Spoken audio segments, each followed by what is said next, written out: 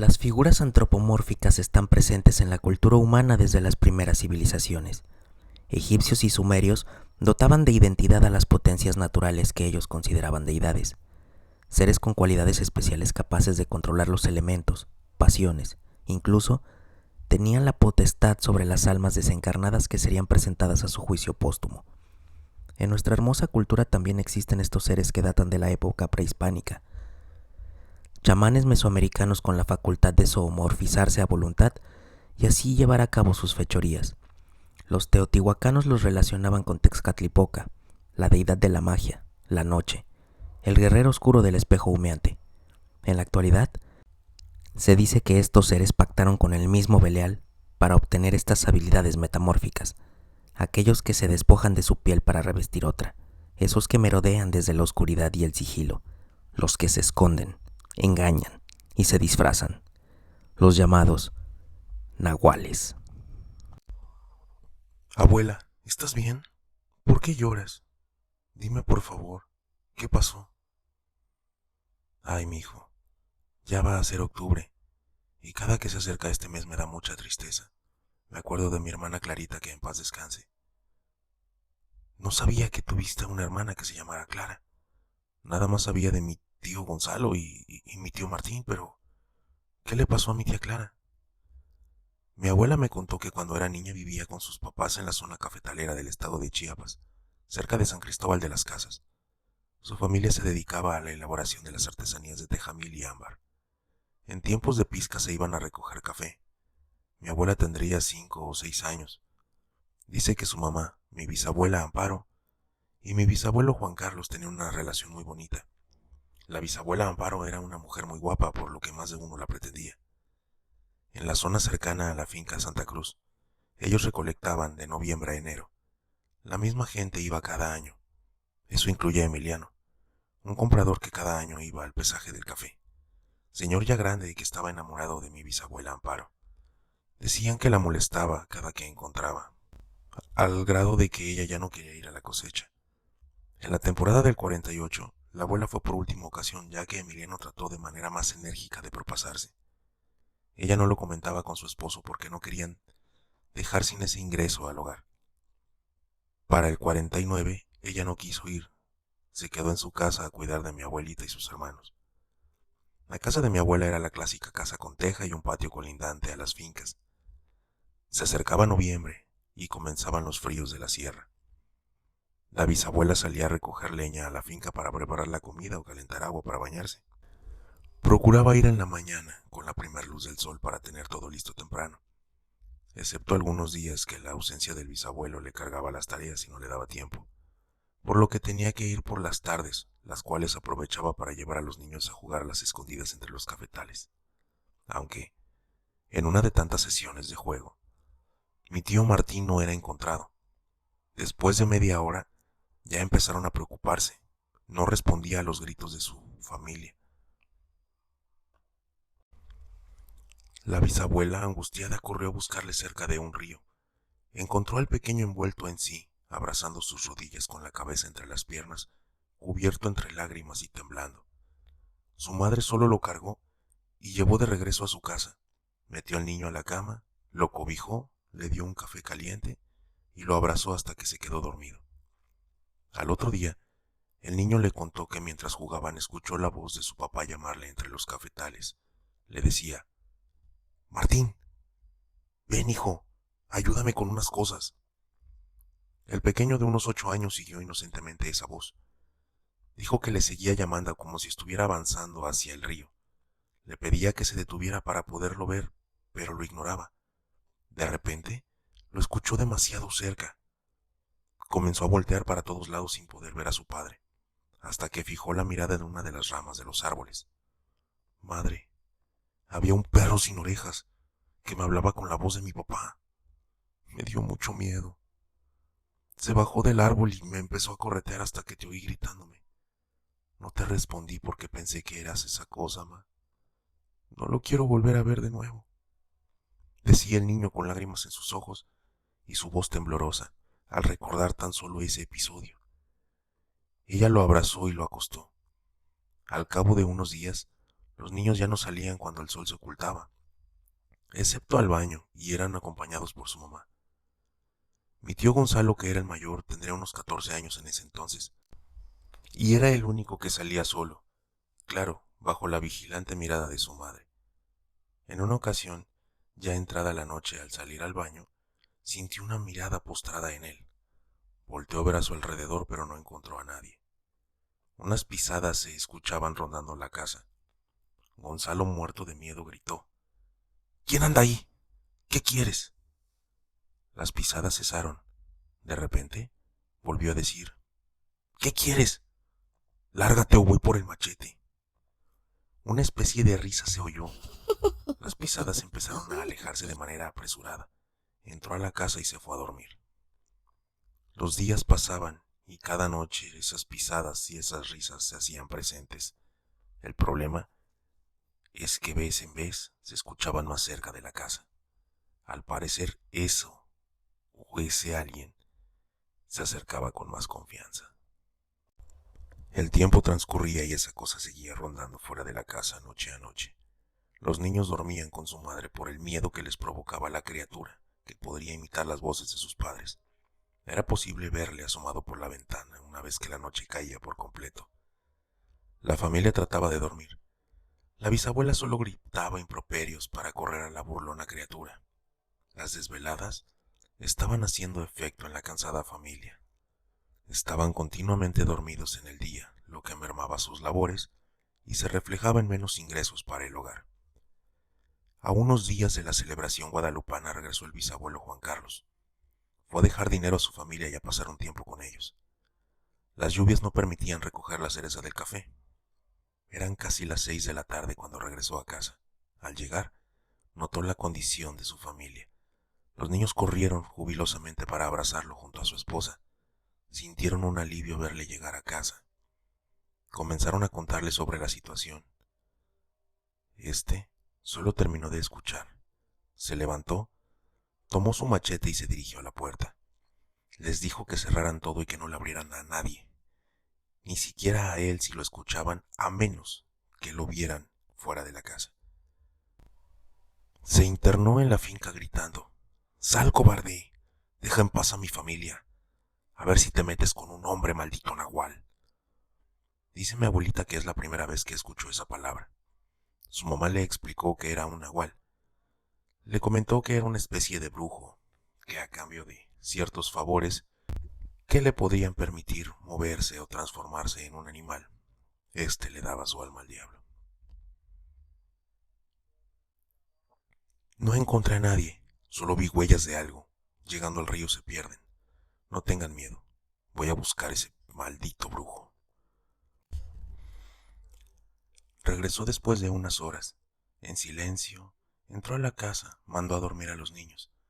Mi abuela me cuenta que no podían dormir y que escuchaban la plática de sus padres. No lo pude ver, pero lo oí riendo en la finca y andaba corriendo. Me voy a quedar a cuidarlos.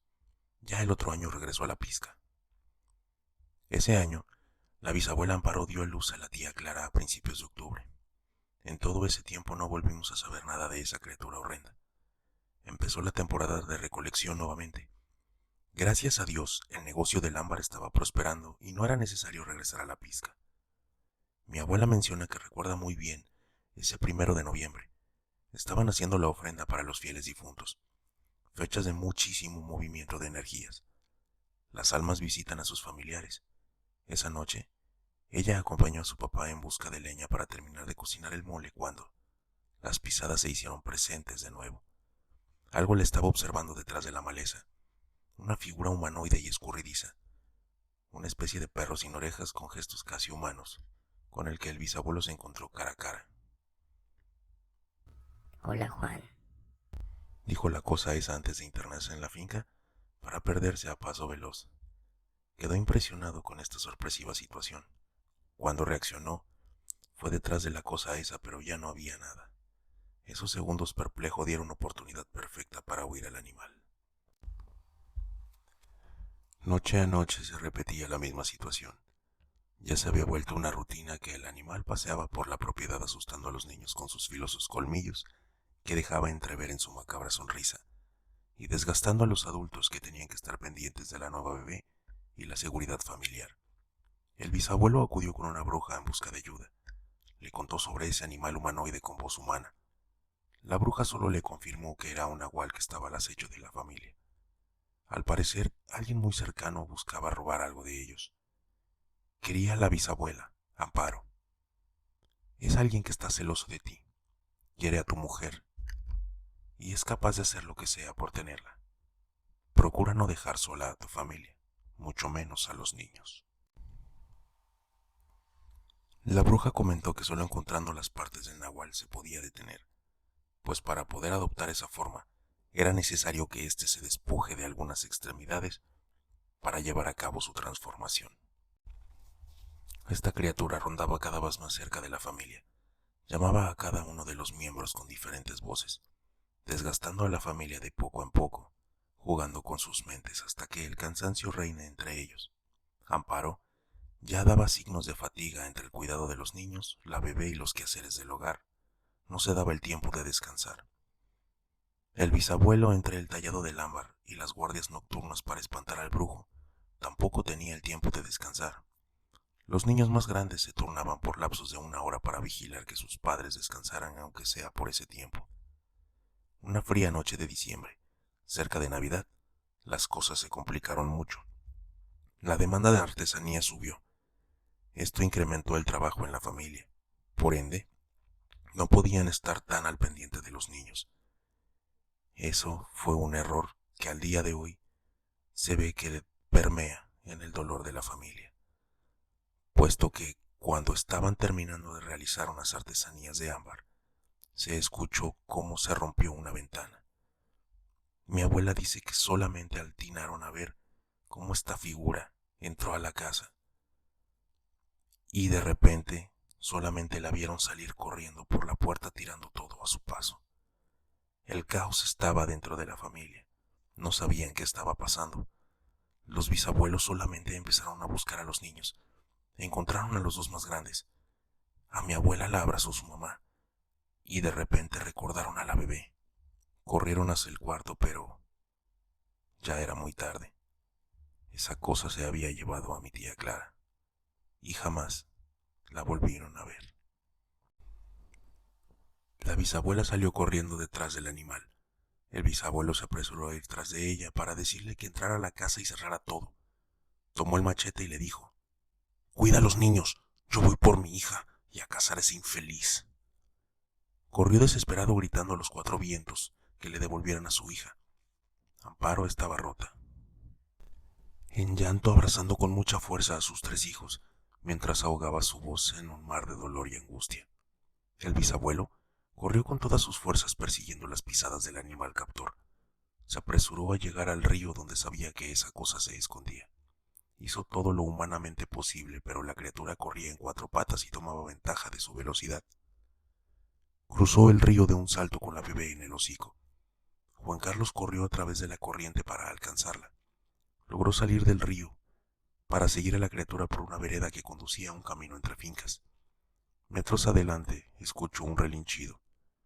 Pudo observar a lo lejos una carreta en la cual iba la criatura mientras ésta salía a todo galope. Sobre el camino, corrió lo más rápido que pudo, pero fue inútil. No pudo alcanzar aquel vehículo, pero él no se dio por vencido. Siguió las marcas de la carreta en el piso para llegar a un rancho. Se abrió paso entre la maleza hasta ver una especie de cabaña en el terreno. Abrió la puerta y encontró un altar con veladoras y objetos extraños. Muchas hierbas y manchas rojas por todos lados. Estaban secas, como de varios días atrás. Registró todo hasta que halló una tarjeta que decía: «Compramos café por kilo». Venía un número de teléfono. Regresó a su casa para avisar a su familia de lo sucedido. Tomó a sus hijos y a su esposa para ir en busca de un vecino que tenía sus burros. Le pidió 2 tras darle la explicación de la situación. Se dirigieron al centro de San Cristóbal en busca de un teléfono. Llegando al lugar encontraron una caseta telefónica y dispuso a marcar. Al responder la llamada escuchó: «Sí, bueno, diga». «Hablo porque quiero vender mi café». «Oiga, marque mañana, el encargado no está. Mañana después de las 9 de la mañana marqué y pregunté por Emiliano. Al escuchar esto, Juan colgó y le explicó a su mujer la llamada. Sabían algo cuando menos. ¿Quién mandó al nahual? ¿O quién podía ser el nahual? Corrieron a dejar a los niños a casa de la familia de Amparo que vivían cerca del centro. Mi abuela dice que esto se lo contó un tío, hermano de mi bisabuela. Se fueron hacia la zona de la pizca a buscar a Emiliano. Cuando llegaron les dijeron que no estaba, que se había ido temprano y no regresó. Se fueron a donde la bruja para pedirle ayuda. La bruja les dijo que era posible que la bebé haya sido entregado como pago al maligno, que era urgente localizar en una cueva un lugar donde el nahual llevara a cabo sus rituales y ofrendas. Le dijeron sobre la cabaña que encontró Juan. Esta respondió que fueran para allá y esperaran el regreso del nahual. Cuando éste se convirtiera, tenía que retirar las extremidades para dar paso al acomodo del cuerpo. Una vez que éste saliera y dejara sus extremidades expuestas, las quemaran o las destruyeran de alguna manera. Así la criatura no podría regresar a su forma humana y tendría que buscar su cueva para pedirle al demonio le regrese esta forma. Debían aprovechar ese momento para acabar con él. Y así lo hicieron. Se fueron a su casa a esperar la tarde del otro día con la seguridad que les brindaba tener a los hijos lejos de ahí. Antes de las 3 de la tarde se encaminaron entre las fincas hasta llegar al río. Cruzaron y siguieron entre ese camino para llegar al rancho. Buscaron entre los cafetos y árboles un refugio a modo de poder vigilar quién llegaba o se iba del lugar sin ser vistos. Respiraban tan bajo como podían. No emitían sonido alguno. La noche cayó. La oscuridad los rodeaba por completo. Cobijados por la penumbra, vieron a alguien llegar a la cabaña. Al parecer eran dos sujetos. Uno de ellos era Emiliano. El otro señor no lo conocían.